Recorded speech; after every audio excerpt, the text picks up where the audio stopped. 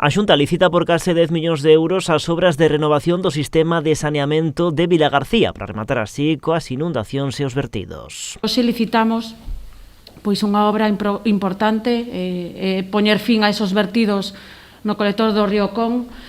Hoxe licitamos a mellora do saneamento en Vilagarcía, unha rede de colectores tanques de tormenta que supera os 9 millóns de euros, e estamos a falar de casi 10 millóns de euros para poñer fin a esos vertidos. As conselleiras de Infraestruturas e do Mar presentaron o proxecto hoxe no Intecmar de Vilaxoán aos representantes do sector do mar. Entre as actuacións previstas, a renovación da rede de colectores na avenida de Rodrigo de Mendoza, a execución de 2 tanques de tormentas e a construción dun novo treito de colector na avenida de Cambados. Etel Vázquez deu conta ademais de varios problemas que se detectan na rede de sumidorios de Vilagarcía, como a ineficiencia dos colectores e unha entrada excesiva de augas limpas e auga do mar que, mesmo con precipitacións moderadas, causan inundacións e vertidos.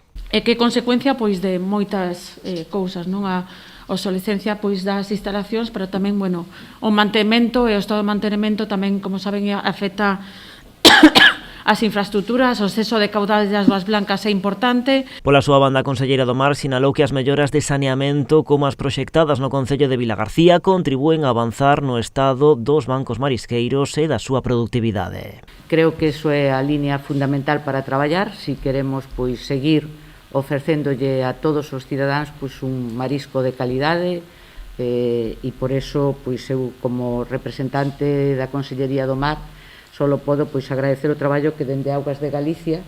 Sei que moitas veces presionamos moito, pero a verdade é que a resposta está sendo óptima. Ademais desta rede de colectores, o Goberno galego destina outros 23 millóns de euros para a mellora da depuradora da cidade. En total, 33 millóns que marcan de a Xunta unha folla de ruta clara para a mellora do saneamento en Vilagarcía.